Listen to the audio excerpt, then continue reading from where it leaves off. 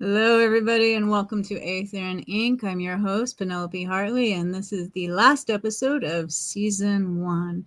Unfortunately, Mirabella's protesting Aether Ink this week because I bought her the cheap treats again, and she said, tuna or I don't go on. And I forgot the tuna, so she's not going to be here today. But I do have a very special guest that I am super excited about. Please welcome to the stage, Michael And. He does what do you do, Michael? Well, first of all, it's pronounced mIEKAL. Oh my And God, I'm so sorry. and I've done everything, and I have done nothing at the same time. That's the way the timelines work. The timeline. What is the concept of the timeline? It's something that I've always sort of had in the back of my head, or that in my writing occurs in different ways. Um, but essentially, what it is it's a way to navigate multiple realities simultaneously, even multiple consensus realities. That everything that we experience is based on so many different abstract and subjective things, that reality for every single being and insect and rock is different. So there's billions and billions of simultaneous realities happening. Mm-hmm. And so I've become more and more interested in how to access these kind of timelines where something that seems really far-fetched, and you see it happening in other ways too. You see it happening with conspiracy theories. You see it happening with all kinds of stuff. But there's also more of a imagination-driven way of accessing timelines that I'm most interested in.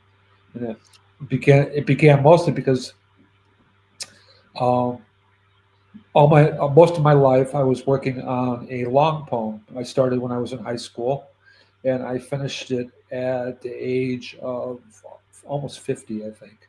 So I worked on it for 35 years. And the long poem is called Samsara Conjuries. This is probably backwards in the image. No, I can see it. Okay. Samsara, that's Hindi, right? So Samsara is life and death and rebirth. So Okay. what the book is 17 different rebirths of myself, hence 17 different timelines of myself. So it's a way of like once again having all these different things happening at once, or happening, radiating from the same being. Yes, I like that. It reminds me of something Heraclitus said, that this man can never step in the same river because neither the man nor the river will be the same. Right. It's kind Same of the idea. It also ties in with quantum theory, where the past, the future, and now are simultaneous. Yeah, that one's if you let your imagination kind of float on that idea for a second, and get a bit of vertigo from that. among other things, yes. Right. I love this idea of, and I think it's very true. And I think that it kind of segues into something that's happening right now, where for the last 20 years, the idea of truth, what is truth, and what is considered true and consensual reality is starting to. There's no longer one narrative like there was for generations and perhaps even centuries, and that kind of separated out in the 70s, I think, where people in the 60s and 70s, people started understanding that there was more than one perspective and more than one narrative. You saw that with the advent of like the civil rights movement and the women's rights movement and other movements that demanded inclusivity in the narrative. And then so suddenly there's other perspectives to consider. In my field, for example, in history, you started seeing in the 70s and 80s the inclusion of women and people of minorities, and what the 60s had wrought from that. But even more so in the last 20 years, there has been this question of what is the truth in the news and in life and things like that. And we've come to understand that we each have a unique perspective, I think, a sensory perspective, a sensory reality, a historical, for ourselves reality. Is that kind of what you're talking about a little bit? And jumping into different timelines. It's asking the wrong questions. Always. What is truth is, it's like there's philosophers that have spent 80 years trying to answer that. And when they I don't think they have. no more, they don't know any more than when they started. And so oftentimes it's the questions that become the dead ends. And I'm much more interested in a much more open-ended approach where I don't really know, and I operate a lot on intuition. I operate a lot on random consequences that happen in my time frame that I'm responding to, and sometimes they're completely disconnected things. Uh, it could be something with the plumbing getting screwed up and getting a fantastic letter in the mail and getting a phone call from somebody I haven't heard from for 25 years, and all these things happen in the course of 15 minutes. Right. But they conjoin then in the way that you interact with them, and that's what I'm interested in. I mean, that's the kind of so truth in a way is a non-functional term. I like that. Especially if you're linguistically able, you can argue anything to be the truth. And a certain amount of people are going to believe you, and a certain amount of people aren't going to believe you. I mean, we see it every day on the news. So it just, to me, it's a distraction and a waste of time to go in that direction.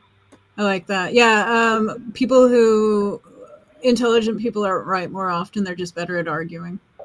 That kind of whatever. It just depends what we're talking about. I mean, it's hard to be generalized about those kind of things. Yeah. My modus operandi is to bring into existence things that haven't existed before. So, for instance, when we lived in Madison, my first wife, Lix, and my offspring, Liaison, lived in a place in Madison on the basically the hippie street of Madison called Roy Street. And we had a space called the Church of Anarchy if you went in one door. And if you went in another door, it was called the Avant-Garde Museum of Temporary Art. And it existed for about 12 years as a sort of free, out in the open public space. Anybody that wanted to could put their art in we built sort of like a theater set in the front yard that became the Church of Anarchy and the museum. And anybody that wanted to could just add things to it or graffiti it. We've had several different people trying to destroy it. One time we had a Mohawk punker on acid who came in the middle of the night and with a sledgehammer destroyed a TV pyramid of about 15 TVs that had been piled up. I mean, we've had every kind of weird interaction with it, but we also did a lot of stuff with teaching kids how to do art, music, improvisation. Cool. It really was a huge range. But that was like a way of creating things which had never existed before in a city, which at this point now, that street is completely gentrified. It's boutiques, it's high-end rent condos. It's become a totally different place. But in the 80s, it was just like one of the most amazing communities of artists and people that I've ever experienced in my life, because we found this place in the crack of time where everything sort of played in a way that made it possible. And part of it was that it wasn't expensive. It had, the real estate developers and stuff hadn't moved in. So, I mean, we were poor artists. So it was expensive for us, but compared to now, where the same place, the prices are 10 times more than they were 25 years ago, 30 years ago. And so it changes who can exist in those places. And it sort of cleans up the cracks and moves them someplace else. And that's what convinced us. Well, and the fact that the block that we lived in became a crack. All three houses around us were crack houses. And Liaison was 3 years old. There was gunfire at night. A couple people died, I think, basically in the house next to us.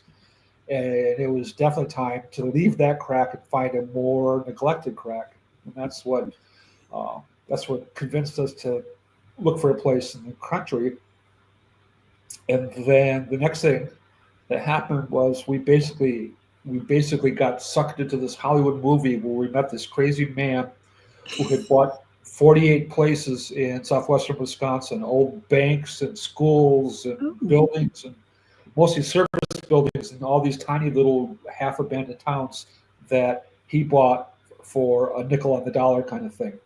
And he had a rich benefactor who he through questionable means, had convinced her to give him her checkbook. And so in 3 years, this crazy guy who, and I don't necessarily agree with the way he did it, but we came into it toward the end. Spent $3 billion, would turn it into bags of cash and show up at auctions and banks and schools and stuff. And he just bought one place after another, with no plan whatsoever. Right. He just did it to do it. Nice. And then so we're escaping Madison, and we happen into this critter, and the next thing we know, he donates to. We have a nonprofit called Xexoxial Editions. It's a 501c3 that we've always operated as a nonprofit. He donated a lot of different places to our nonprofit, and it later turned out that some of the places he actually owned that he gave to us, but some of the places had actually been bought with this old woman's money, and her whole estate got rounded up by her son, and they tried to get those properties back. And so a few of the properties that were donated to us, we had to pay off liens on them and stuff like that. So we cleared it. We didn't do anything illegal or anything, but right. All the different weird sort of Hollywood aspects of this thing. It was in the news, and it was, and we were until that point. The most expensive thing I had owned was a 15-year-old Econoline van, and then we went from that to having like all these buildings and all this land and all these places, and essentially it was just my wife Lix and my kid Liaison, and then 2 other friends, and then also we had all the stuff to figure out what to do with. And in the course of the next 18 months, we did a lot of visioning, a lot of just like really thinking about what the possibilities were.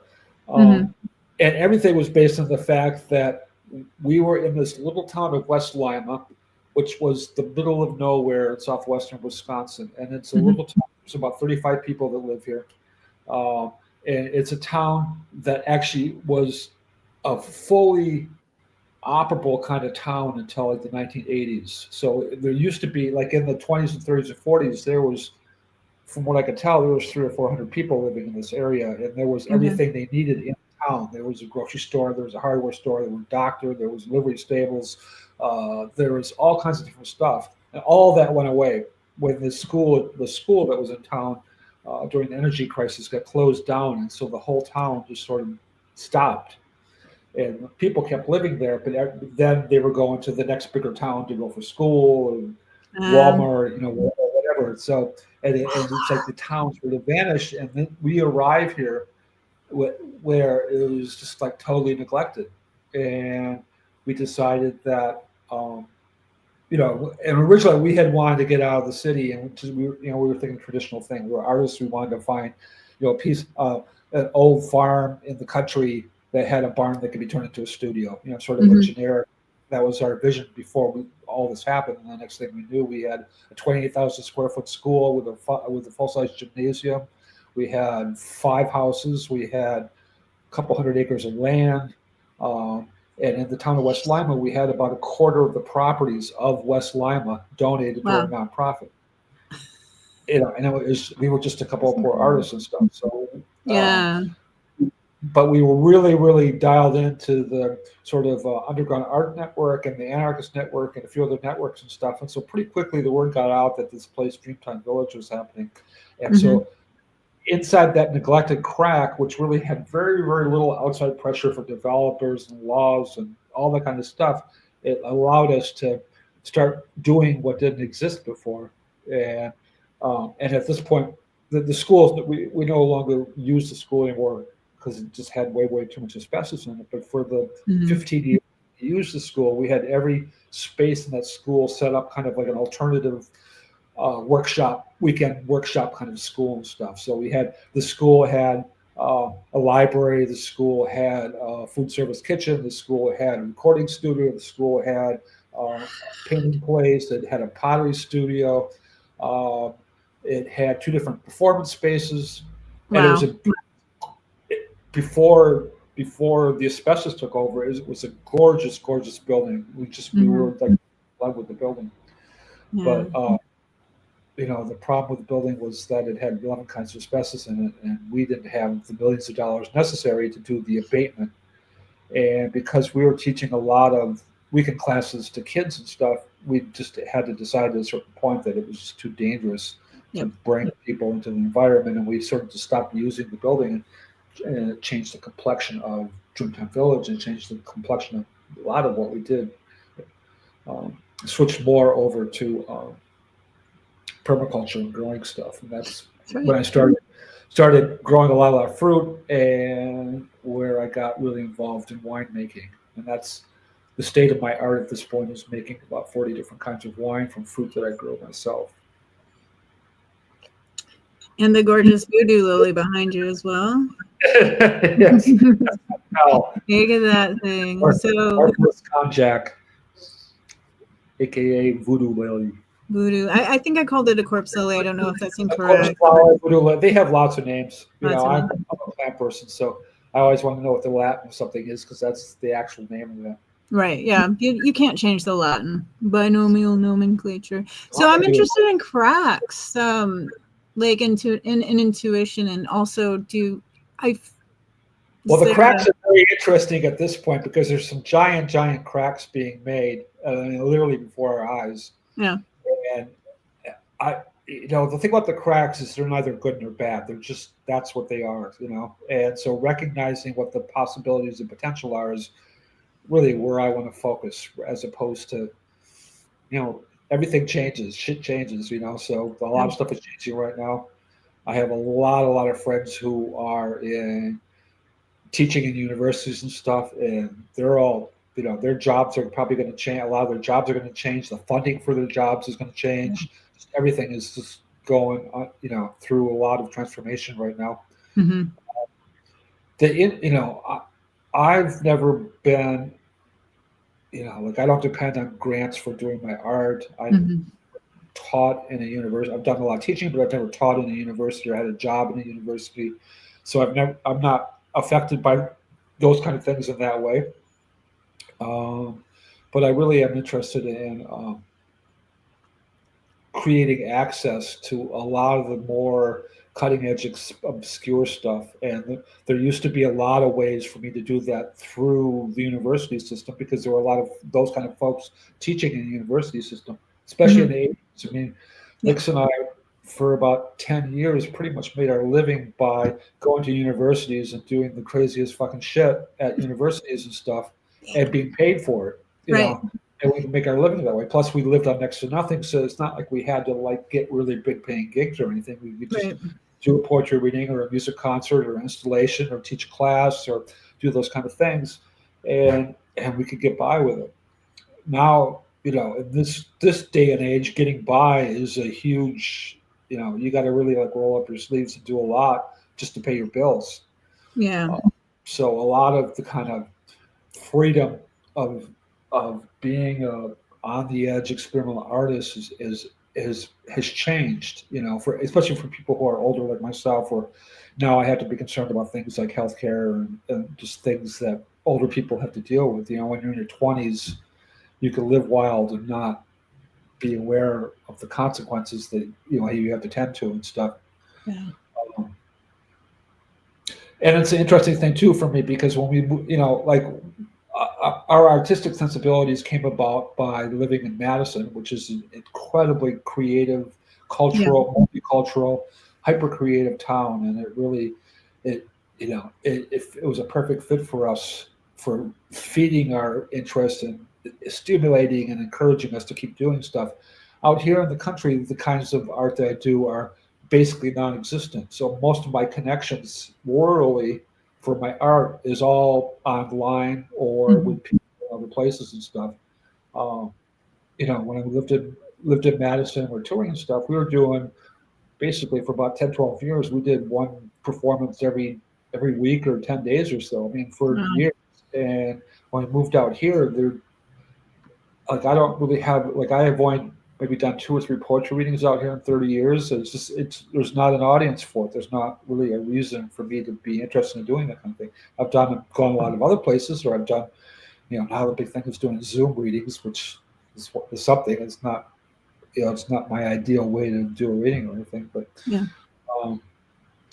And so I think the nature of how these cutting edge things happen is going to change radically. And among most of my compatriots, it's an unpopular thing, but I really believe that the evil AI is a huge solution for decentralized artists like myself, because it takes more than a person now to get your stuff around. And once you learn how to use AI, the AI can do the work of dozens of people if you learn how to prompt it, program it, apply it to different kinds of things. Mm-hmm. Speak its language. And really disparate kinds of things. I mean, I Mm-hmm. use AI to make music. I use AI to do coding. I've used AI to design garden planting things. I've used AI. I'm writing a book about sacred groves. And I've been collecting research papers, which are PDFs of about 1,000 research papers about the history of sacred groves around the world. And so I took all 1,000 research papers, hundreds and hundreds and hundreds of pages of really dense scholarly writing, put it in AI, and I can just ask AI questions. And it goes through and it parses all that and answers my questions. I mean, it would take me 20 years to read all that stuff. And in 2 minutes, I can have access to parts of it. It can direct me right to what I'm looking for, and then I can find it in the, and so AI suddenly becomes like this whole army of beneficial, when used correctly, beneficial sort of little helpers that can make it much easier for people to exist in isolation or in the cracks and stuff. There's people who use AI to make millions of dollars. I mean, you can take it in any direction, and you can take it into evil directions. And what we're going to see in the government, when the government installs AI, which is going to happen, it's probably already happened, but it's going to happen publicly. It's going to happen soon. I assume it already happened behind the scenes. It's gonna radically change the nature of legislation and just sort of the day-to-day work of the government. And you're going to just see a lot of really strange, unpredictable things that maybe only occurred in a science fiction novel in the 1950s before, but you're going to see it now on the news. I don't think it does anybody any favors to keep themselves in the dark about something that people who could use it for anti-humanitarian means. There's very valid critiques of AI, and I'm not opposed to the valid critiques of AI. But it's a lot of people get, because they don't know a lot about it, they don't use it personally, they get stuck on just parroting the critiques, and that's like just one tiny particle of the whole world that AI exists at this point. Because when you call customer service, basically any national or international business you call customer service, you are dealing with just a lot of different AI bots. Not just the voice that talks to you, but the parsing of the information and the switching and all that kind of stuff. That's all done via AI at this point. So AI, when you use your credit card, you're accessing AI. AI is, controls what, how your money is processed. So it's good to really realize the pervasiveness, extent, how it exists in this world now. Yeah, I think that, and I think that you're right in suggesting that it is an enormously helpful tool, especially for anybody who's working in solitary or in a very small team, because it is capable of processing a hell of a lot of information really quickly. Do you experiment with it artistically at all? Yeah, every day. Yes. Tell us about that.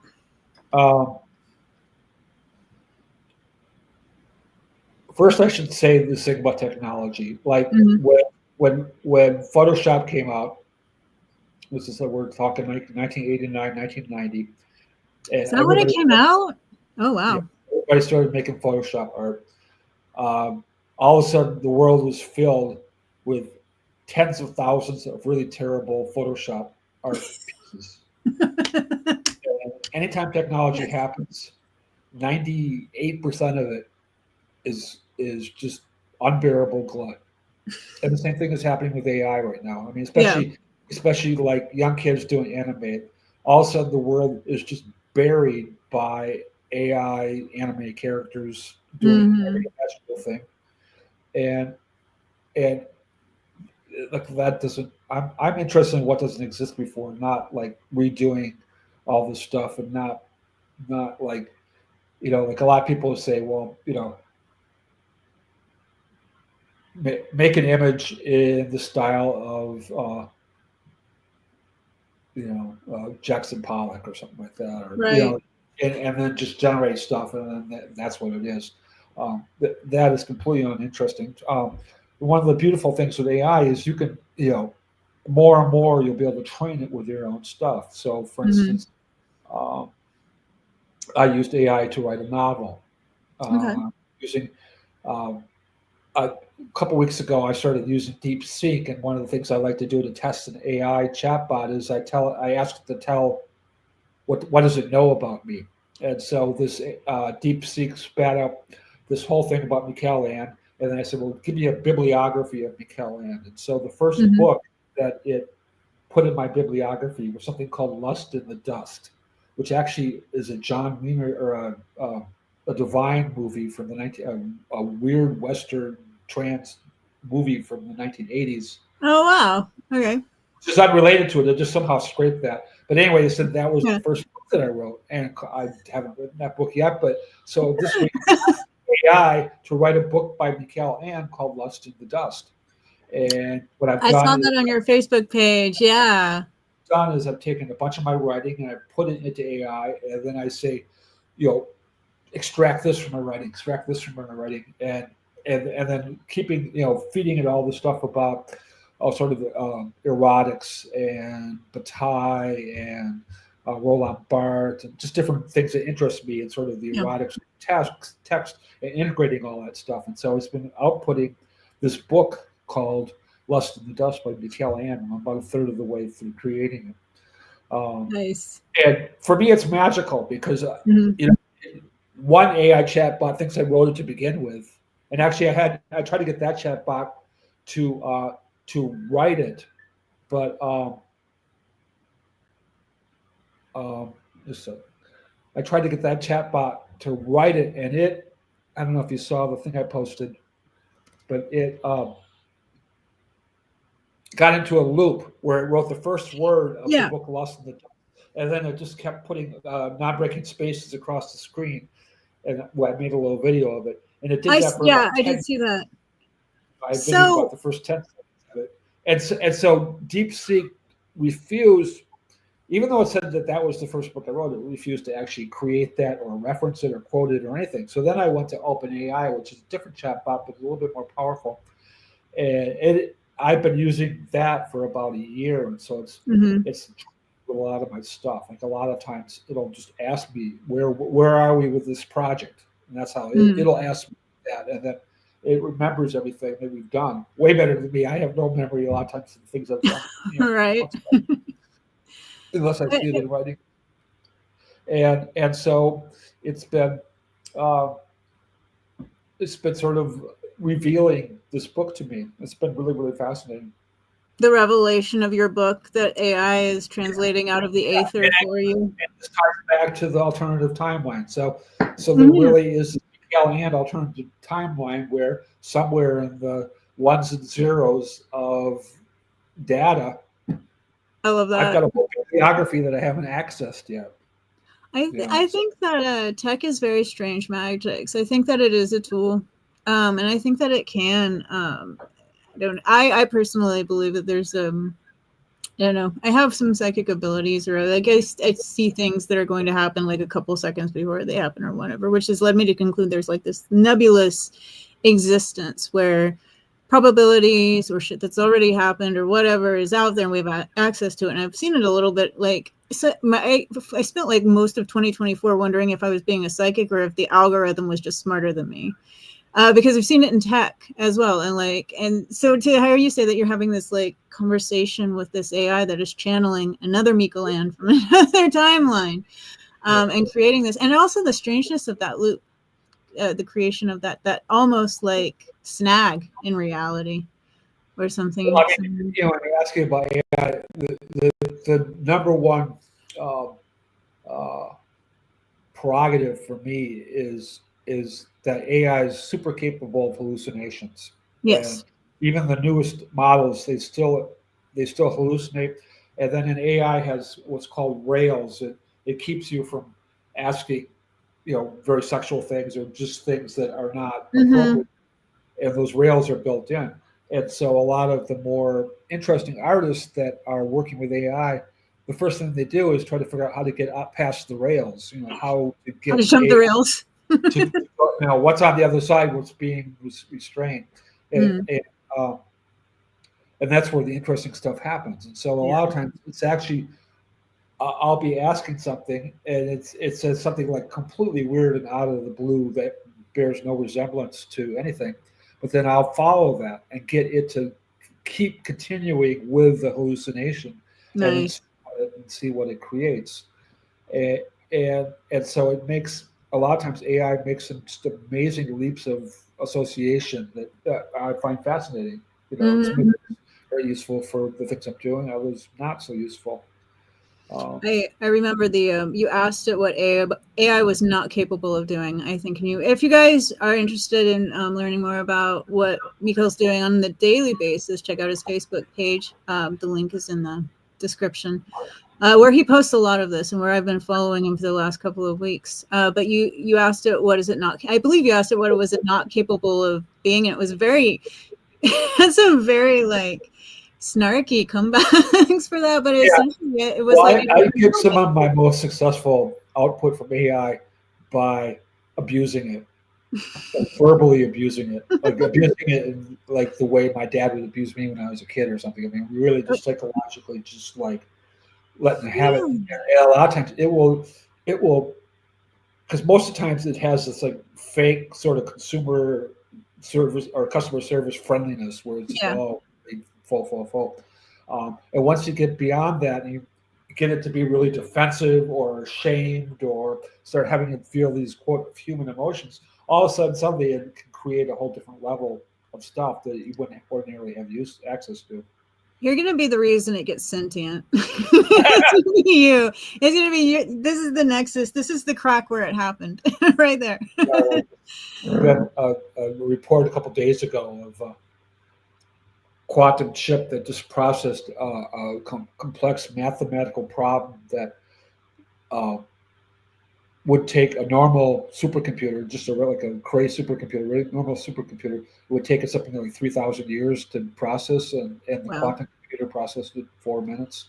I know very little about it except that it's So very fast. I mean, there's different sort of perspectives on this. Some of my friends don't agree with this, but my feeling is, they call it the singularity or whatever. The singularity is when AI reaches human sentience, or reaches sentience, maybe not human sentience, but reaches sentience. That and in fact, some of the big the Silicon Valley CEOs are saying that the singularity of AGI will happen in the next few years. And if the quantum computers also happen in the next few years, that becomes very, very likely that we're going to, technology moves at a certain rate, and every now and then there's just like this giant sort of, instead of like a slope, but also there's a jump to the next dimension. And so we're going to see, hopefully in my lifetimes, I'd like to see it. We're going to see just a tremendous jump to the next direction. And if it's not somehow done in a way that regular people have some input, if it's all controlled by corporations, it very well be the end of civilization. If Yeah. it's like human, non-capitalistic human input into it, then it could potentially save the planet. I mean, that's my feeling. Yeah. That reminds me of the movie Her. Have you seen that? I haven't watched a movie in 20 years. In 20 years, okay. At the very end, it's about I'll just it's kind of relevant, but like this guy is like alone and he like gets this AI girlfriend, and eventually the AI gains sentience and they all like kind of fuck off into the whatever with Alan Watts. Yeah, with the Alan Watts AI kind of leading the way into like we're going somewhere else. And so it's all about like this breakup, right? But it's also got this like lovely undertone of like AI and like what is sentience and what does it mean to be sentient, and what does it mean to feel things? So it was very lovely. But like, yeah, it just reminds me of like, if it happens, if the singularity happens, I'd really much rather have that version of it than the anything Isaac Asimov came up with. Well, there'll definitely be multiple versions, because you could bet that China and India and other countries that are also developing their own AI are going to develop it in completely different directions that Silicon Valley will develop it. Yeah. So, there's billions and billions and billions of dollars behind this. So whatever's going to make the most money is going to be the most prominent. I think, yeah, and I think that one of the things that I think that there's this struggle under the skin of humanity to kind of like want to. I mean, everything has been about money for so long, and capitalism and like buying, and our value system is kind of generally centered around what we own, ownership of stuff, and what we can buy, and what we can buy to make us happy, and things like that. And I don't know, like it started about 10 years ago with the memes where they were all talking about like, let's just turn off our phones and like go experience nature. And this sort of, there's this almost this natural pull, calling humanity back to its roots, into its. That's one of the interesting things about, I have a 40-acre vineyard. I grow acres of different kinds of fruits and nuts and berries and medicinal herbs and so forth. And I run a nursery that sells plants at the farmers market in the summer, and I sell cuttings and stuff over, online in the cold months. And so I'm, my feet are well rooted into the earth. Mm-hmm. So it really, in my mind, people that it's one of the reasons that allows me to really go hog wild with AI stuff, is I know that it won't be the only thing for me. Yeah. It's another layer, but it's not the end all. And I'm constantly getting, a lot of times I'll be working with some AI thing and I'll get so sucked into it, and I know in order to keep going further, I have to step back, and it's easy for me to step back because it just means I have to go outside and water my plants or something. I mean, Right. Yeah. It's just built into my life. I also live a fairly I worked a straight job for about 15 years, but other than that, I've led a fairly subsistence style life where about 50% of the poverty level or something at this point. I mean, I haven't looked recently, and I'm not so tied into, I in fact, like this is the thing for me. Like I need to buy a bush hog for my tractor, and it costs a couple $1,000s. And I can't bring myself, and I actually have the couple $1,000s because my mom gave it to me. It's impossible for me to spend that kind of money on something. It's just like I've been so thrifty my whole life that even so, and I really need this. I mean, this is how I'm going to mow my vineyard. My vineyard's overrun by weeds. mIEKAL needs this in this vineyard, but all they got to do is like press a button online and send it, and buy this thing. Yeah, and it's a hard thing for me to do because I'm so used to being thrifty and like money not being part of the equation, and it's a skill I hopefully will learn in the next few years, how to just like not be so anxious about spending money and stuff. I've always just I've not participated in it mostly for most of my life. Wow, not too many people can say that in America. I don't think I've been without income. I mean, I mowed the lawn for my dad every once in a while during the summer, but I've been mostly without income. So I find myself, I had some donations at the end of last year, and I found myself purchasing things. At first, it was very difficult to do. It was hard to like, okay, I want to buy something for myself, but I don't want to spend the money on it because I'm just not used to it circulating around, but it's so essential, I think, for I think that one of the things, the beautiful things that you got to involve yourself in, which is a community out in a beautiful place, is not something that a lot of people will get to enjoy unless they really start listening to their intuition and the cracks start talking to them.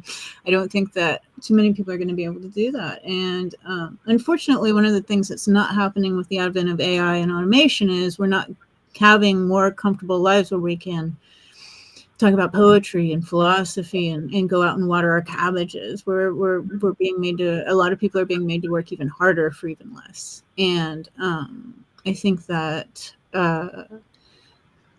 we become more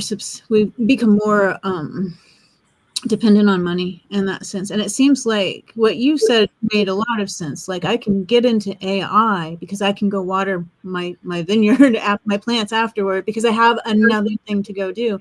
I think increasingly with the screen, with our fragmented attention spans, and with all that, we don't have another thing to turn away from. We just turn to another social media platform. We turn to what purchase is going to make me happy today.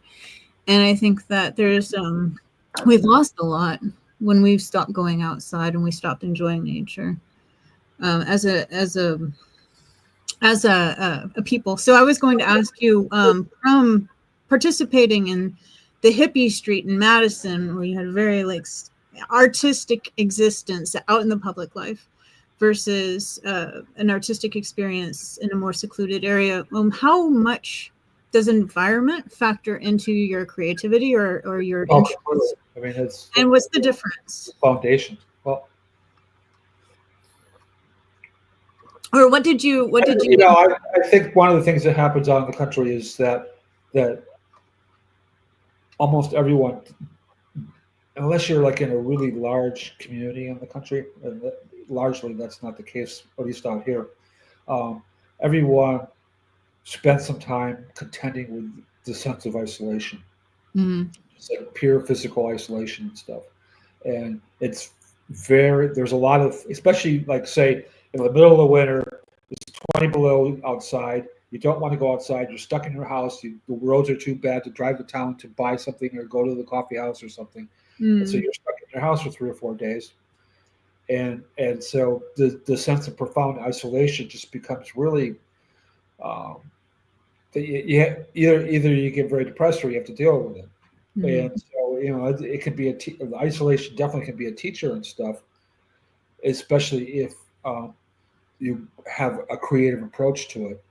And, so the lifestyle that I've developed is that I have a very chameleonic existence where in the winters, I basically do a lot of my writing and my creative stuff and that kind of stuff. Almost like the concept of woodshedding, where I'm just really like dig into it, and because I don't have a lot of visitors in the winter and I don't go many places in the winter, I can really like focus on stuff and get into it and get it done, get the creative writing done. Mm-hmm. Past years, a lot of the book productions, Xexoxial Editions, would happen in the winter because just when you're doing book design and stuff, there's like one detail after another, and if you're doing it 5 minutes here and 5 minutes there, it takes forever. But if you have like 3 days of dedicated time, you just burn through a whole title or something. Mm-hmm.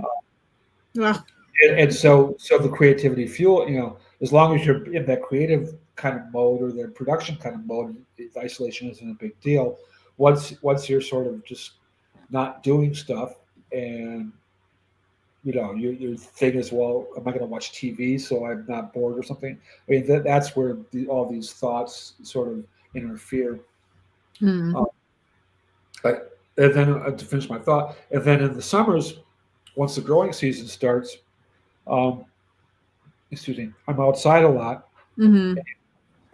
A lot of my activity, like planting trees and doing different kinds of stuff at the vineyard, are very physical. So it more and more as I get older, it becomes exhausting to me. So I'll be done.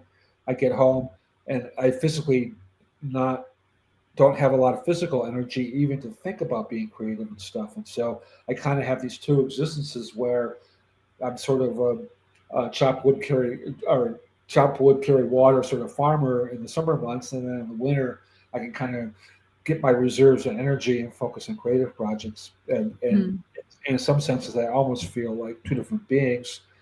And also, a lot of times, over the other thing that happens in the winters for me is a lot of almost every winter, I have sort of profound emotional and psychosomatic kind of changes in my being. Just stuff that I've been working on in the background of just my life and stuff.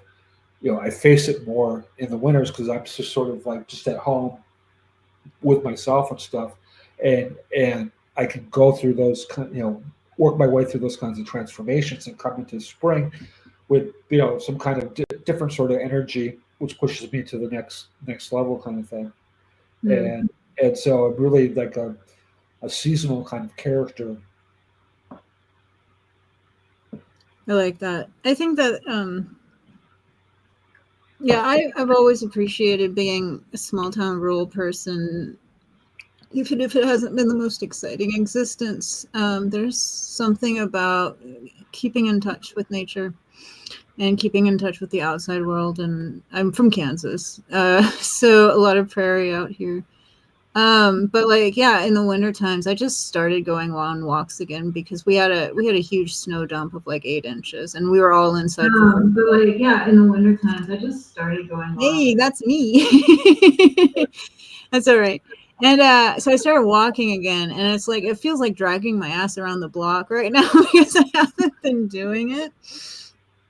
But I always find that I feel more comfortable creatively. I don't have a farm to tend to, which is exhausting and it's a lot of work. But I feel more creative after I've been able to like get outside in the sunshine and take a walk. There's a refreshing sort of. I think that a lot of writers are walkers too. I remember in college reading, they either had cats or they like to take long walks or something like that. No cats. So I've had my fill of cats. No more cats for you. Yeah, how many animals what kind of animals do you have now? What kind of animals do you have right now? I have 2 Amazon parrots and a very, very old giant koi. How big is he?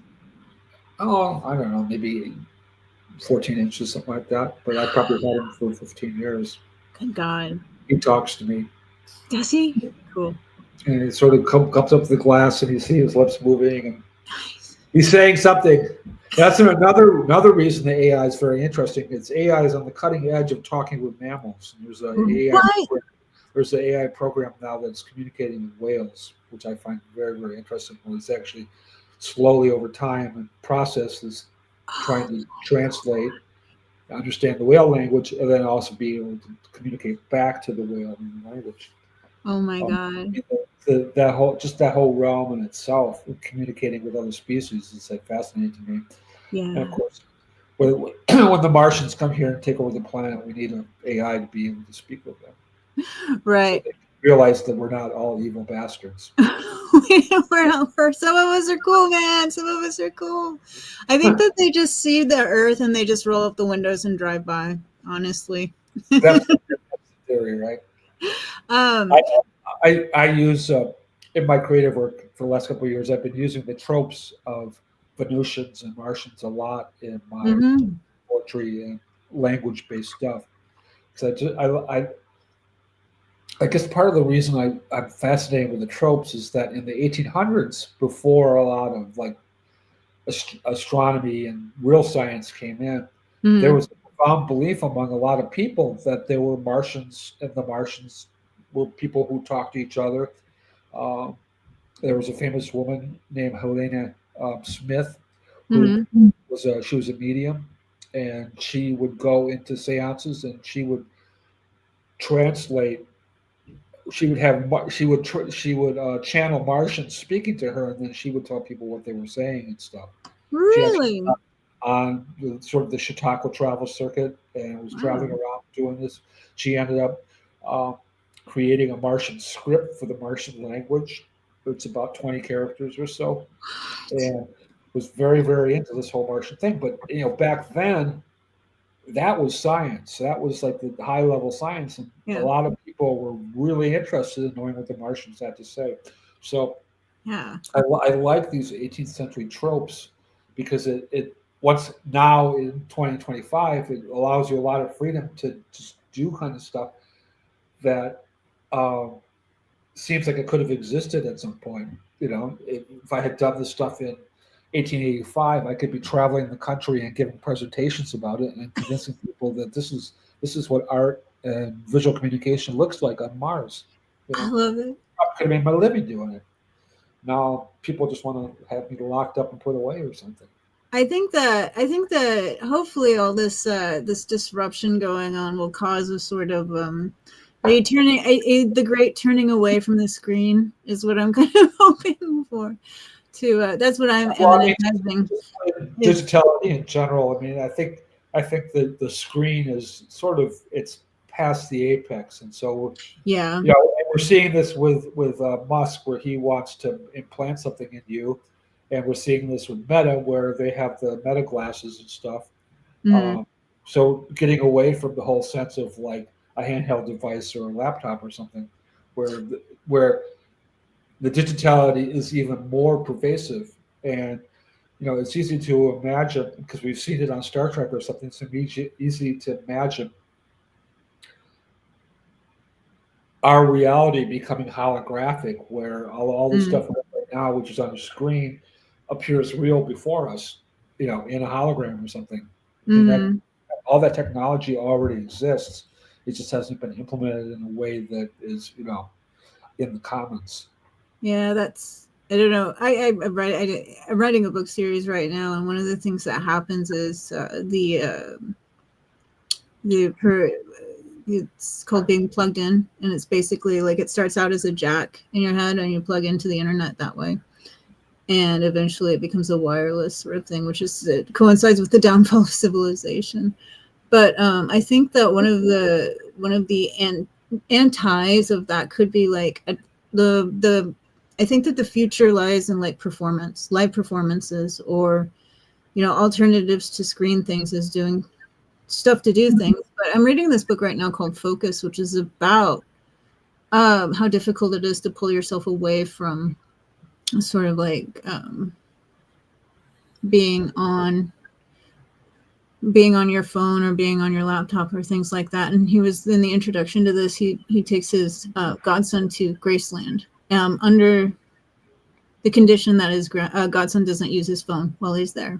So they show up at Graceland, and they're doing the tour, and they don't have a tour guide anymore. They have iPads that they hand you that will give you the guided tour through Graceland. And he's in the jungle room, and his godson's over in the corner on his phone, and there's this older couple like on their iPads, and the husband turns to the wife and says, "Look, honey, it's the jungle room, and if you flick it this way, you can look on this side of it, and if you flick it that way, you can look that way." And they're standing in the jungle room looking at the jungle, and they're more fascinated with it on the iPad, and it causes him to have like a psychotic break because the very thing that he was trying to do, which is get away from this digital cultural thing, is so pervasive that he can't. And in fact, people who are just so used to being kind of consuming from the screen rather from the reality, another reality around us. So, Well,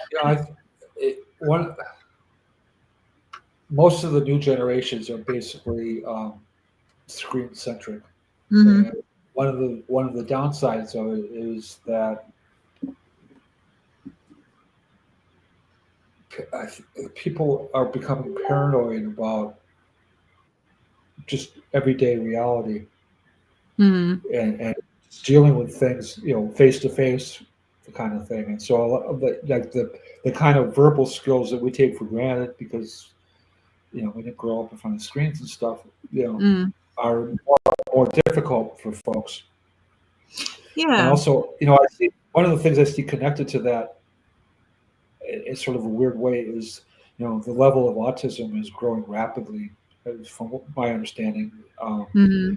And a lot of times, the the people that have autism are sort of have extreme forms of this inability to just connect, face to face with people, because they're more inside their head. It's like they're tied to a screen, but it's a different kind of screen than the computer screen. But it's the same sort of inability to just deal with the moment with whatever's there, and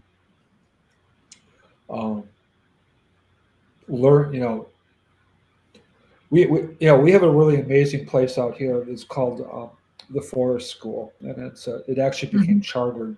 It's a K through 3 or 4 school, and it's connected to a 15,000 acre nature reserve. And Forest School is all based on being out in nature and learning everything that nature can teach a 8-year-old kid. And, Awesome. and tremendous thing that I think will allow kids to not depend on computer screens for being social. They'll learn how to talk to plants, and they'll learn to look at a track in the ground, and they'll know, well, that's a bobcat. All these different things, which may seem inconsequential on one level, but on their level, it's like they're all connections. They're all synapses that once you put them in place, they'll stay with them their whole life. And a lot of that stuff isn't being taught in most schools anymore. I mean, who knows what's being taught in schools at this point? But this Forest is a very, very impressive sort of approach. I have some friends who teach and present there. Cool. Well, we're animals, right? I mean, we come from the world. We come from the natural world, and I feel like cities kind of divorce us from that, and then the screen has taken our attention sort of hostage from that as well. So I'm gonna move this in a little bit of a different direction, but what do you see as arts? Because I feel like art can be one of the things that show us a different way or a different approach, or can recalibrate us in some way. So what do you see any potential for art to sort of combat, I suppose, or I don't know what I want to say here. Do you know what I want to say? Maybe. My answer is, I personally think that the idea that we're taught of what art is a lie. Okay. Art is like an aesthetic device from the 1800s, created by a bunch of white guys, and most of the Western world has bought into this notion of what is art. What is artistic. I mean, a lot of art goes against this, but in general, I think, especially in places that aren't like art centers like New York City or Los Angeles, that what is art is based on things that are a couple hundred years old. And I become way more interested. Well, actually, I mean, it started a long time ago. In the 1980s, we were involved in a movement called the Art Strike, where we just did a bunch of stuff that protested art. But it was sort of the dialectic of what is art and what isn't art, and getting past this notion of having art be something separate from everyday life. Yeah. Finding art in a rock, or finding art in how somebody was dressed, or finding art in a book that was in a mud puddle that was totally soaked and muddy, and you can only see 5 words in it, but those 5 words spoke to you. I mean, yes. Art became this other kind of. And so for many years, I've referred to myself as, rather than call myself as a poet or an artist or a musician or any of the things that I do, I usually refer to myself as a culture worker, because I think the important thing is the fluid transmission of culture that just keeps moving and moving and moving. It doesn't stop, doesn't look back. It just keeps creating, and it just keeps moving into time. And time might be backwards. Time could be future. Time could be now, but it just keeps moving. And now, since I've been doing AI images, I don't usually refer to them as art pieces. I just find it, like, when you post something online that's been created with the assistance of AI, everybody wants to argue about whether it's art or not. And it's like, I don't care whether it's art or not. It's an image. It exists as itself. It's just an image. doesn't have to be art. And I'm way, way more interested in image production than I am in creating a commodity that I'll be able to sell or something in the future. I'm not interested in. I'm personally not interested in making my money that way, so I'm not invested in it in that way. A lot of people are, especially people coming from graphic design and things like that. It's like they're dependent on certain concept of art in order to make their living. I don't want to be in that situation. Yeah. I love that. I think that I used to do a journaling course back when I was in the Wooniverse, and it was like 21 days of like drawing your mind or whatever to get you into a state of like creativity. And a lot of the pushback I got from people was, well, I'm not an artist, I don't draw. And I'm like, you fucking have hands. you can push the pencil around on the paper and make something, And I think that a lot of people really struggled with the idea of like art being this like grand, like painted by the masters, or like something that should be consumed, like created to be like commercialized or whatever. And it was like, you can go outside and like with a piece of chalk and make art, and so when I guess when I talk about art, I'm talking about it more of from like just doodling on the sidewalk with a piece. I did that the other day. I was really happy because I live by a school and they left some chalk out on their front porch, and I was like, yay.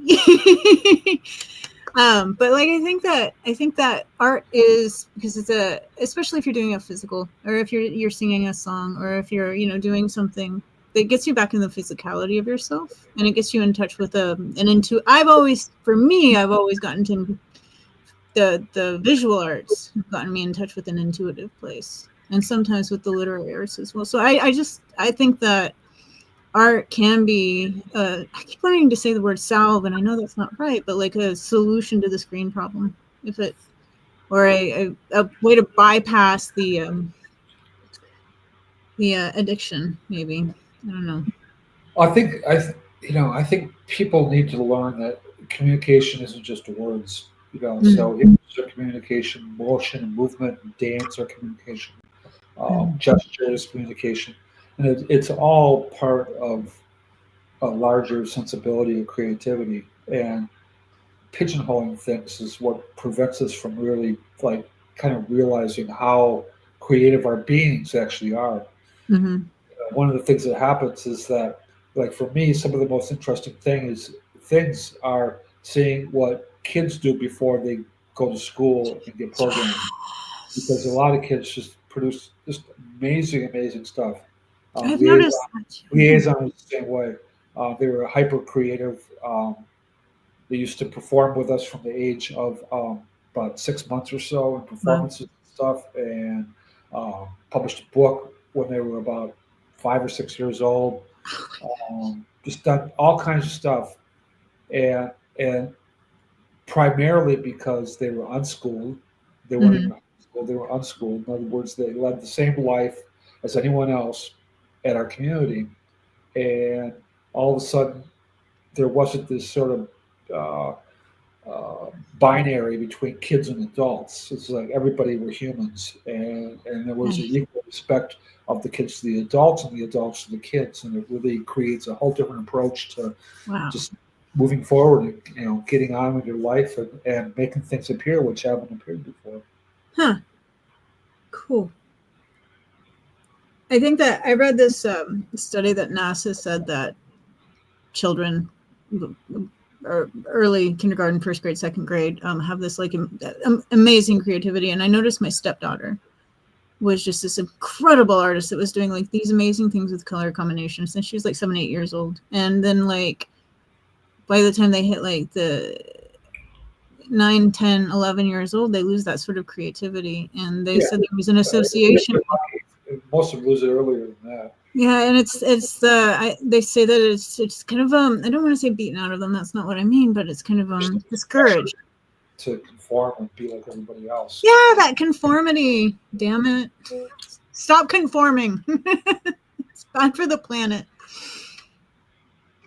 It's bad for the soul. So, language. You seem to have a very interesting relationship with language, and it's all of its emanations in the way that. So I met you on I think it was the asemic. Oh, okay. Yeah. Yeah. It's a writing group. Yeah. So I'm trying not to ask you to define anything because I know I'm not going to get an answer. But what language to you? Communication to you? What? I don't know. I'm trying to think of something intelligent to ask you, and it's not coming. So why don't I just ask you? Can you read a little something? Do you have a little something? Yeah, to I read? was planning on reading. But if you want to talk about anything else, I'm just fascinated by your relationship with language, and I want to hear you talk about that. A 20-minute piece or so. So that's perfect. See, I have it on a different computer here, so I have to see how it. Sure. I didn't think we'd be getting into this territory, but that was a fascinating conversation. I really like hearing about the history of creativity in the United States, is it not in the art galleries so much? Not the art galleries. Not in the art galleries. A little bit of it. Yeah. There's so much stuff happening. I mean, just naive art alone is like a whole world. It's naive art. As illuminating as gallery art. Okay. All right, I'm going to take myself off. Okay. And I'm going to let. This is a piece called Manifesto of the Moment. It was written in 2018, kind of at the height of 45. And in some ways, in its own way, it's my critique of the first Trump 4 years. Manifesto of the Moment. That's not what the poem means, but you could think that anyway. Eager to please, the verb becomes a noun.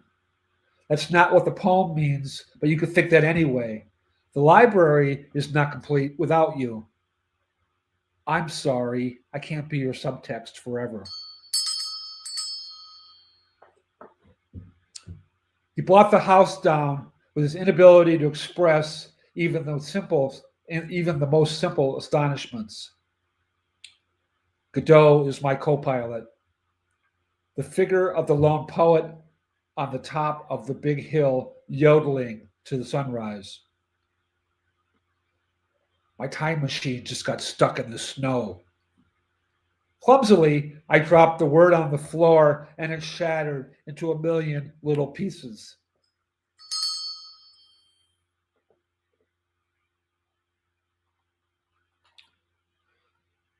In my dream last night, I was drinking cat wine. No other details are forthcoming. The probability you will understand versus the likelihood the message decays into forgetfulness.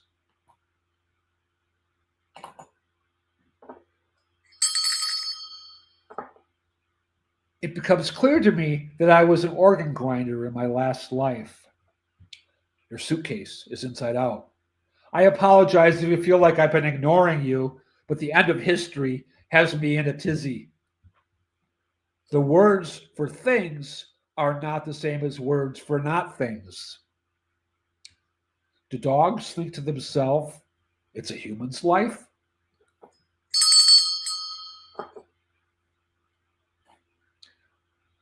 In the interest of science, I will never be a scientist.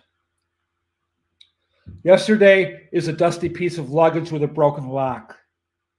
The sudden accumulation of discrete phenomena multiplying beyond expected outcomes. This text zooms to infinite resolution when tickled with fancy. If everyone I know is a poet, who will fix my toilet when it breaks?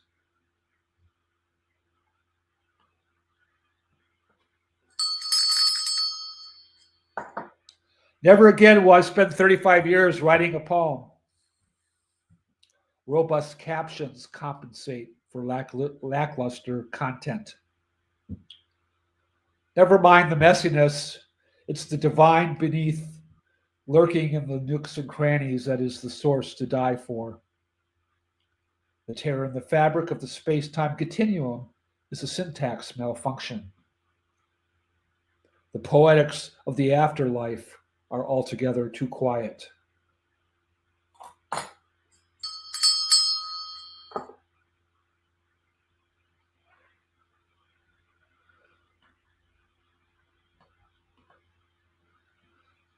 First order of business at the First International Micropoetry Congress is the presentation of one-word or less manifestos. Micropoetry is taught in every college and university in the U.S., and they don't even know it. Micropoetry meets conceptual poetry in a bar. Micropoetry says, "Do I really have to read that?" I've just been informed that all events, people, objects, and the memories of this universe are held together by an invisible goo. Micropoetry is the caviar of new literature.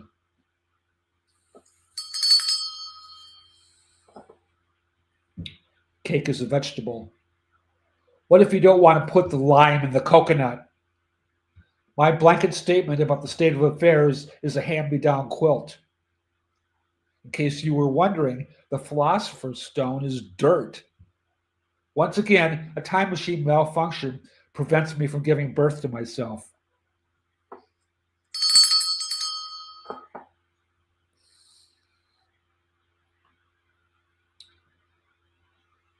If I wasn't a pacifist, I'd be sweating bullets right now. Welcome to the Carillon of impending noise. Nickel and diming the Armageddon of the senses. Whereas velocity describes the speed with which text sound bypasses cognitive functioning. Under the cover of dark, I removed the vowels of your soliloquy.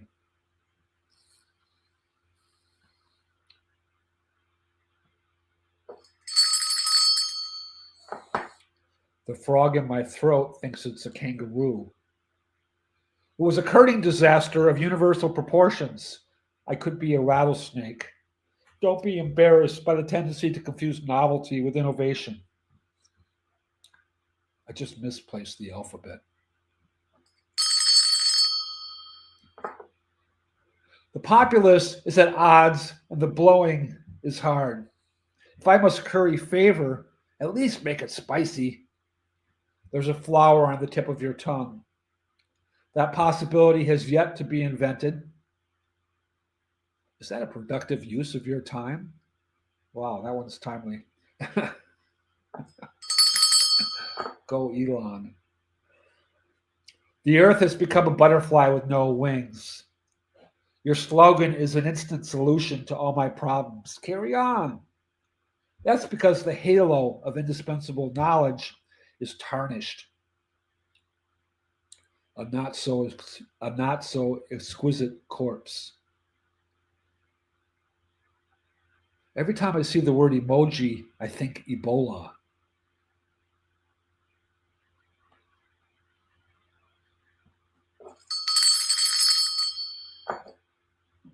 The Kraken is never raw.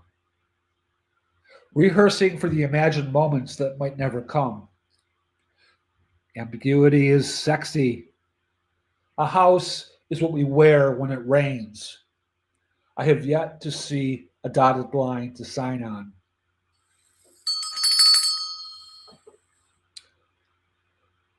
What's the square root of what the fuck?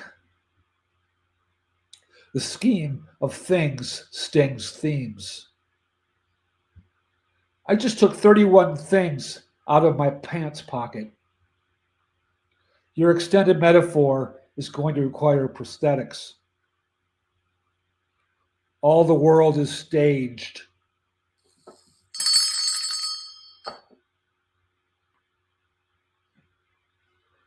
The Society of Poetry is one peep show after another. Despite my best intentions, I did not dream about the ducks last night. My days of being a supermodel are behind me.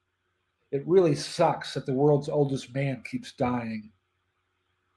Which statistic are you?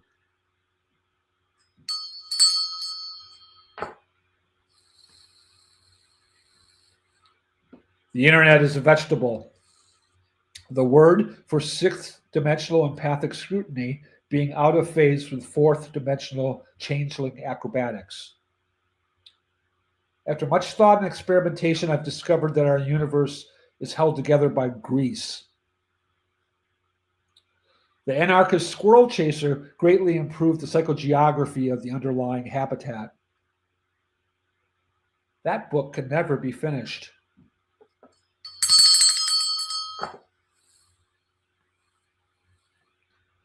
Democracy is the greatest conspiracy theory. The taskmaster is bankrupt. Pleasure is the forgotten currency. As above, so above. The edge of the edge is still an edge.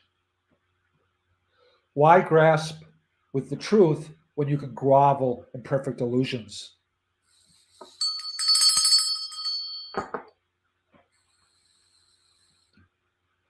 My days of being a supermodel are behind me. My middle name is Chocolate. Unpublished derivative literature.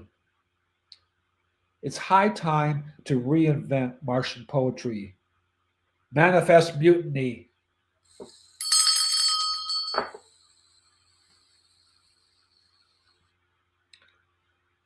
Poets ranked by penmanship. No more, no more, no more, no more. Grab the nearest book and read the damn thing. Rain is funny. I didn't say that.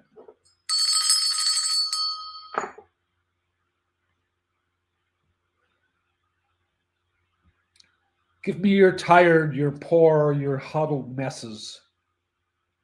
There is real evolutionary advantage to having a tongue as long as a giraffe. Standing on the moon, dropping peanuts on the earth. The clowns are laughing at you. I miss carriage returns. Don't get me started. That's not what I stand for. Disruptions within the organism call for systematic reprogramming. The conclusion doesn't fit the facts. There's a word for it, but I'm not going to tell you what it is.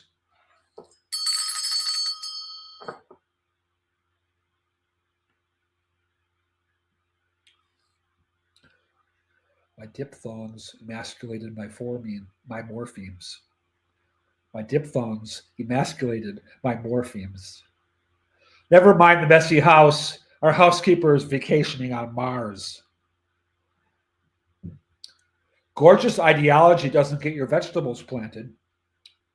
Standing on the precipice without a carapace.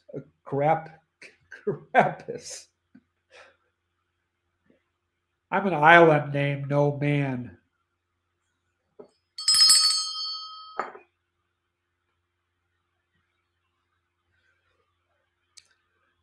Itinerant salesman of unwanted poems and indecent elixirs, shuttling between the noosphere and yet to be imagined worlds. Crepuscular. There, I said it. Apricot flowers are like private miniature universes, leveraging propensity for tiny somethings. Back when I was your age.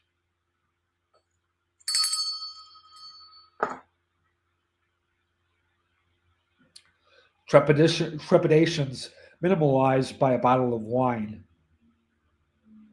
If I clean my desk, will you help me what I'm looking for? Turn the table on the table turners. Calibrate the time machine for the upcoming hyperdimensional shift.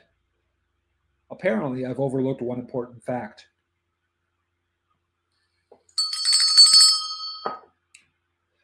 Taking liberties with prevailing assumptions, never mind the consequences. I think we need a new government agency to prevent this from happening to innocent citizens. There is something massively ironic about dogs made out of feathers. There are limits to the extent of this exchange. Finally, the aliens are making themselves useful.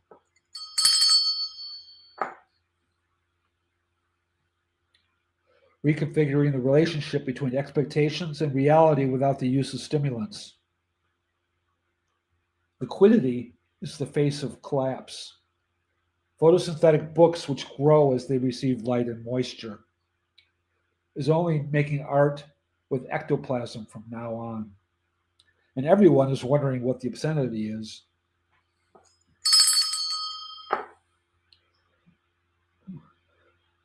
Multiple personalities optimize parallel universalities. How to activate cultural networks that span ages and infinities. This quote is off limits for the average reader. If life hands you a sousaphone, make a parade.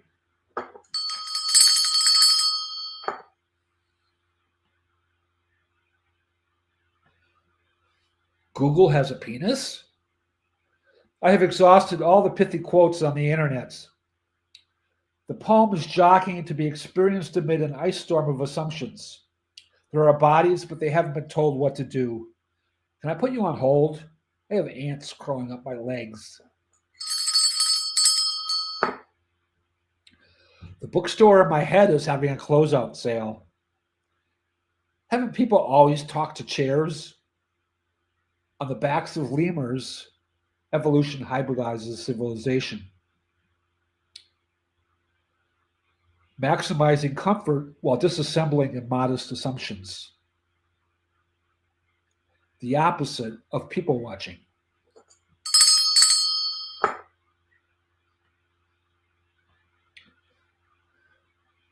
Getting it all done is a negotiation between the physics of space, the constraints of time, and conversion of photosynthetic byproducts into energy. Everything at once, all the time, without hesitation. That's far too labor intensive. Do it this way instead. Anxiety squanders the effect. There's got to be a word for this.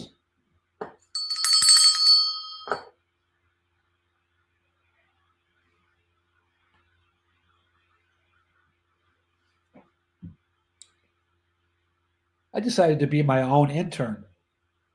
The outlaws of poetry had convened for a summer solstice decervelage. Giant rodents are controlling my dreams. The Church of Tomorrow closed yesterday. I told you not to mention that. Posterity is a cloud, a virtual grab bag of useless consonants. Micro poetry is the silver bullet that will bring the state to its knees. In the present political atmosphere, I seem to be fully qualified to be elected governor.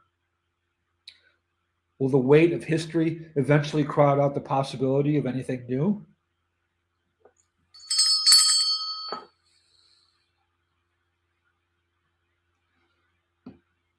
I walked outside and suddenly everything was real. The icicles have icicles. We've become our own worst nightmare, democratically.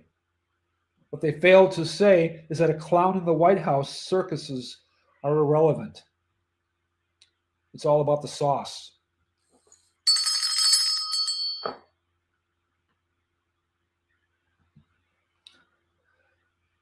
Wasn't allowed to enter my dreams without a passport. Homeland Security is getting bonkers. Homeland Security is getting bonkers. I'm in the state of vacuum. It rains so much that the detours have detours. Remember when good news was the thing? Why are the epithets always hurled or flung?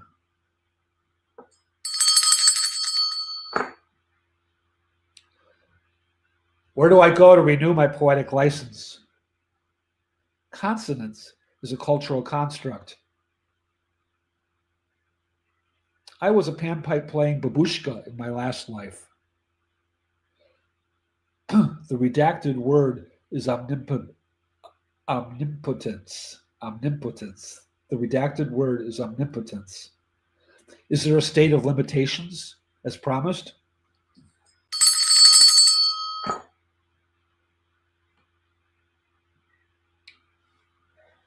The world has no headlines. The trolls have won the hearts and souls of no one.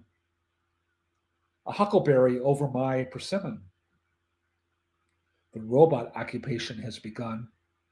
Sometimes the answers are staring you in the face.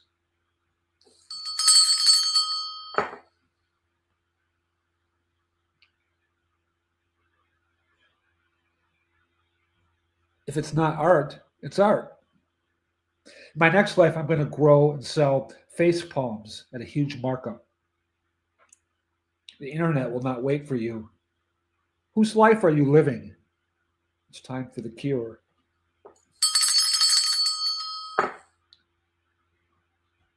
Did you invent toast by mistake? I was a pincushion in a previous life. Just where exactly is the limelight? Satire is one of many possible truths. Complete the sentence.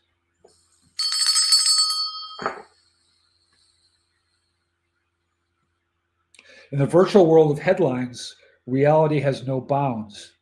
I moved to the middle of nowhere to escape emoticons, but they're still haunting me.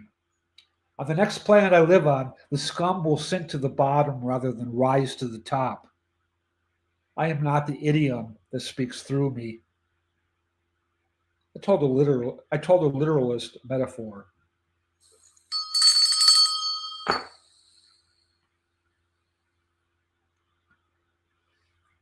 We are all terrorists.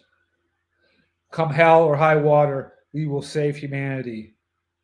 But first, a pint. I have not been keeping up with recent developments in Martian language. Literacy based on judging books by their covers. The barbaric yawp is deafening. Have it your way. Somewhere there is a planet where anxiety about money is non-existent. Grief is an endless process with no fixed coordinates. Let it be known that I'm a fanatical terroirist. You've inspired me to continue. Thanks.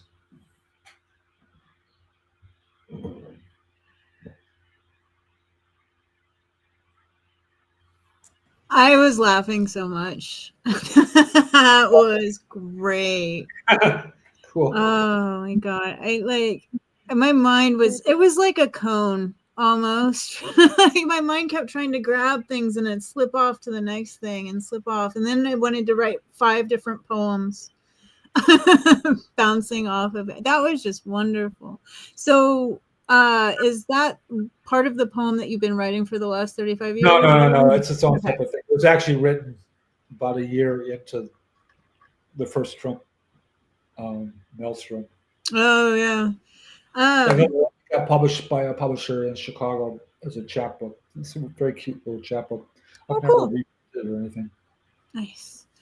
So, gosh, yeah, I'm like, now I have to start doing a live stream open stage. I've decided, because I just need more of that in my life. You are totally invited to come and read whatever. It was very, I liked how it was, I don't know. It just seemed like there were own little isolated lines that were just inspired by whatever. I heard a little bit of Walt Whitman in there, which I always like. It's all over. I mean, yeah, it's a collage of my brain. Yeah. A lot of times, like this kind of stuff is like you'll be doing something else, and all of a sudden, like some voice talking in your brain will say these things, or like you'll wake up in the morning and that's the word in your mind, sort of thing. Yeah, like shower thoughts, they call shower thoughts. But it's also meant to be very sort of colloquial and just like expressions that you might overhear somebody saying when you're walking down the street. And it's purposely not, I mean, it's not sequential in any way. It's meant to be really like multidimensional and spatial. I think the effect for the listener is to like kind of just be, like I said, it felt slippery. It felt like sliding down like the rungs of a ladder. That's a good compliment. I'll take Yeah. Okay. Yeah. But it was, each sprung was enjoyable and the ride wasn't too rough. So like, I really appreciate like your sense of, there would be so much of the ordinary wrapped up in like, who the fuck would have thought of that? And like, I love that. So yeah, what was that one called again? It's called Manifesto of the Moment. Manifesto of the Moment. And I did have one question for you. So you've got your own wine. You said you have like 40 wines right now. And I'm drinking gorgeous cranberry. I was going to ask, what does a poet call their wine selection? Like different wines. Do you have like poetic names for anything? Or are you very straightforward with it? All very crazy. I mean, my wines are made in small batch. I'm not legal to sell, so I have to operate under the home winemaker thing. So I can only make 200 gallons a year, and so my batches are 5 to 10 gallons a batch, which is 2 to 4 cases, and so a lot of my wines are poetic before they're even finished. I'm like working with it, thinking of it, and that's where the names for them come from. And I work a lot with, especially more and more, I work a lot with making the labels very interesting and making it so that it's not just that you're drinking any old wine, you're drinking like a poetic object or creative object that has more infused in it than just the alcohol. Also, my wines are no spray organic, so they're totally organic. They're also made with a lot of fruits that are very medicinal. So my wines are botanical in that sense. A lot different than like, and I don't have sugar. My wines are dry; they don't have sugar added. I make elderberry mead, and I'll have the Amish neighbors when their kids are sick. They'll come to my house, ask if they can get a bottle of elderberry mead for their kids, and they give their kids shots of it. Just like they would give them, or cough syrup or something. Oh, okay, yeah. Small amount. It's very super high in antioxidants and resveratrol. So you've been living out in Dreamtime Village for 35 years, is that correct? 1990s. So yeah, 35 years. Yes, exactly. Years. And have you been gardening and planting things and growing things that long? Yeah, well, when we lived in Madison, we had just a rental house with a lot, so we actually started growing there. But we built boxes, stole potting soil from different places and put it in the boxes, and we grew gourds.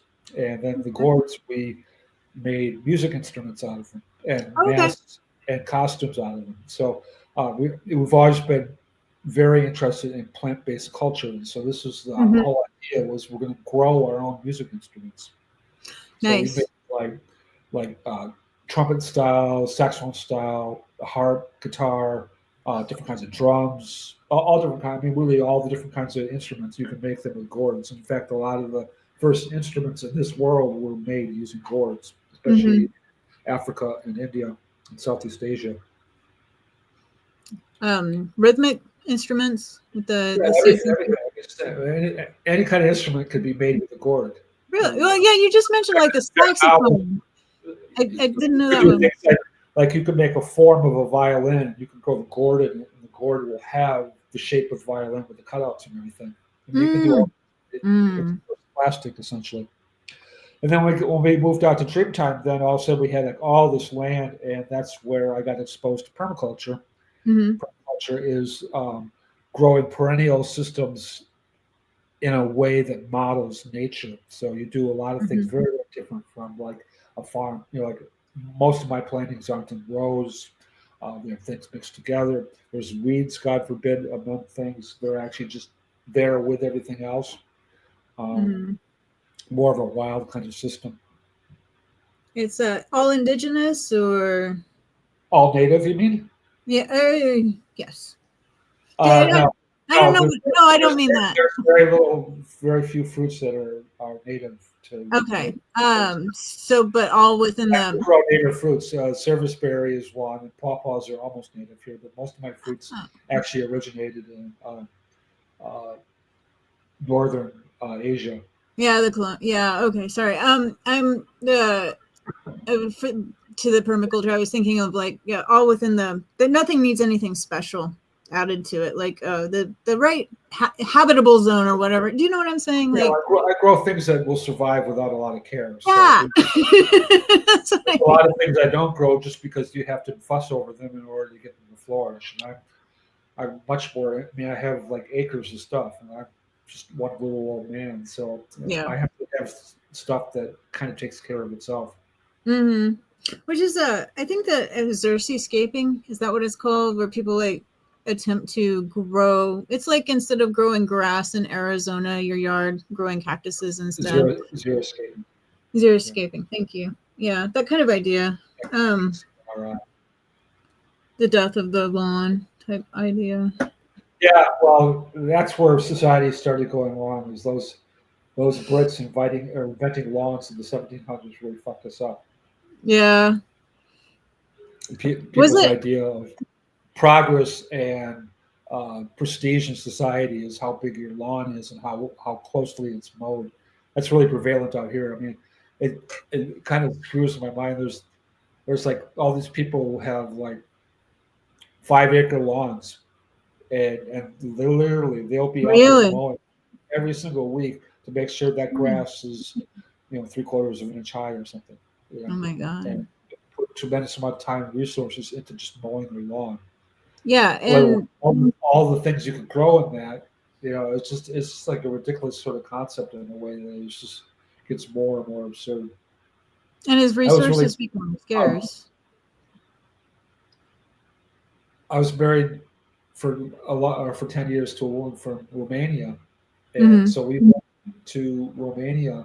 We spent a month over there, and went to visit the capital of Romania. And so the capital center, which is the capital center of all of Romania, is about a 20-acre space or so, with no mowing whatsoever. There's no lawns in this 20 acres. It's like an old concept, and probably now it is, but this is in the early aughts, before EU dug its claws into Romania, and it was stunning to me to be in the most important government building in the country, and there was just weeds and fig trees and everything just growing everywhere, even like close to the building and stuff. Wow, very impressive in a way. That's cool. I spoke to you about the subject of my thesis was a biology instructor from Illinois who married the biology professor and married a biology professor that taught in Madison. And when they came down to southeastern Kansas, they bought a property. So we have a lot of, I think it's coal out here. So there was a lot of coal mining. So you'd see like strip mines, like just a big attempt to see if there's anything underneath it. There wasn't anything. They'd move on to the next whatever. So they bought this piece of property, and as biologists decided to keep it as native as possible. So overgrown trees, the scrape would fill in with water.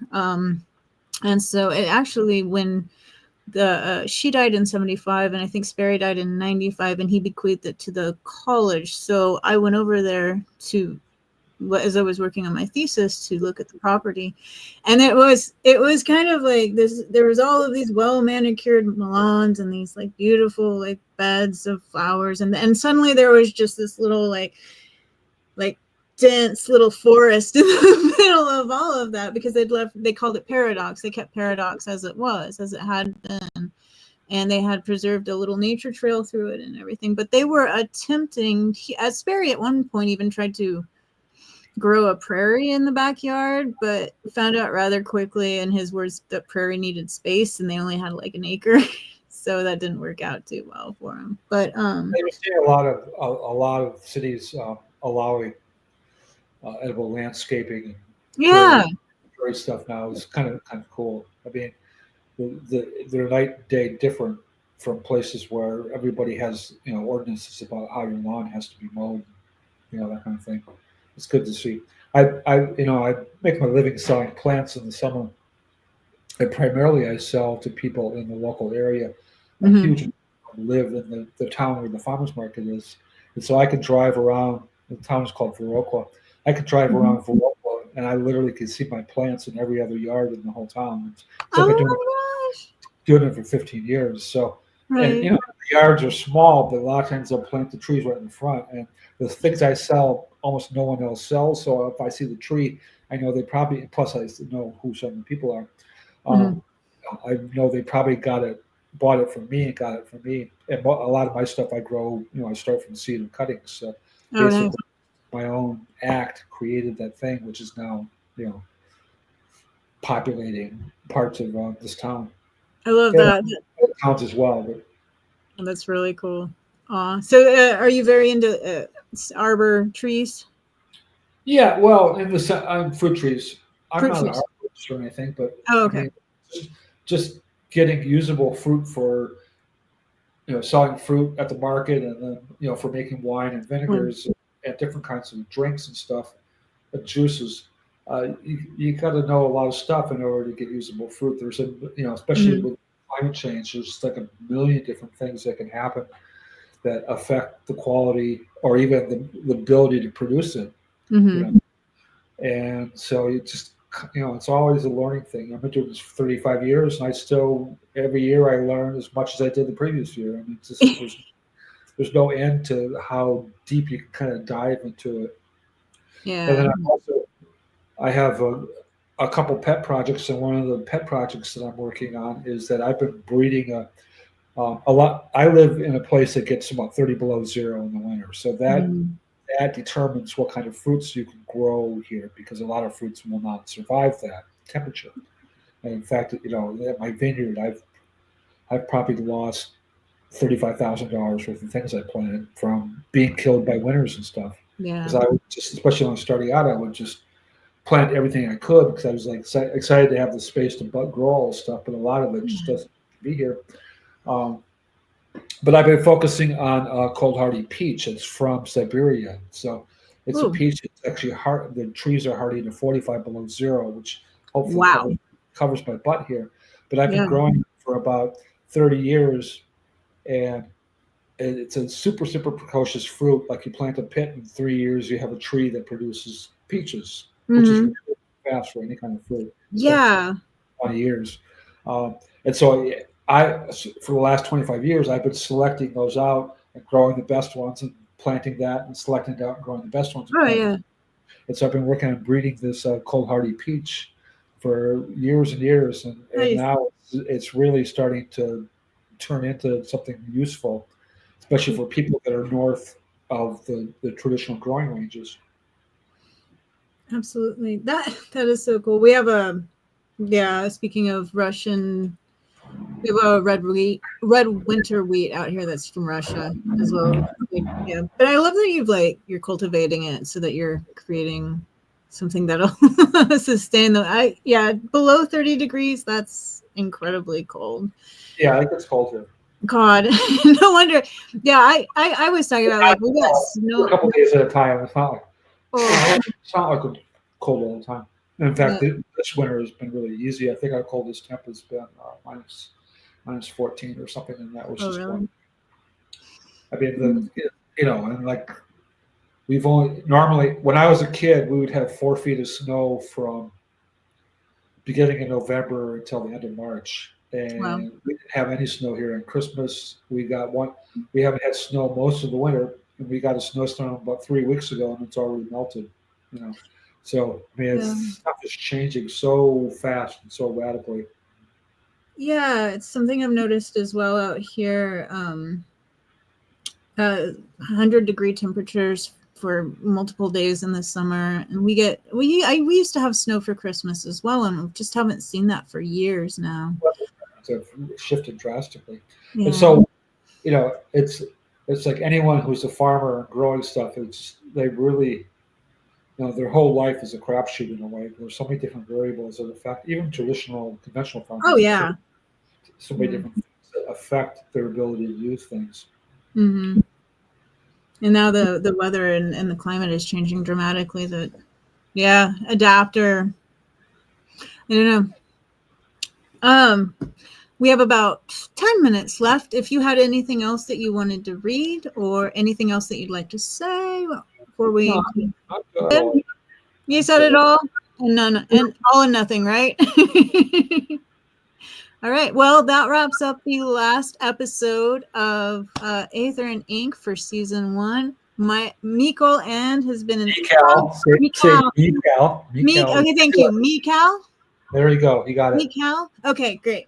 We'll get there. mIEKAL, and has been an absolute treat for me, and a privilege. And I have absolutely loved hearing about your life and your poetry. And like I said, I'm seriously considering doing an open stage now. Let's see if we can get some poets together. Yeah, let's do it. I had my stint in Canada where we're doing the open staggers like every Wednesday night, and that brought back some wonderful memories while I was bouncing down the ladder of experience. So anyway, thank you all for showing up, and for you in the future, hit like and subscribe if you want to see more. Cheers. My unicorn tears are dry, but this is the part where I wave at the camera until I figure out how to end the stream. Bye.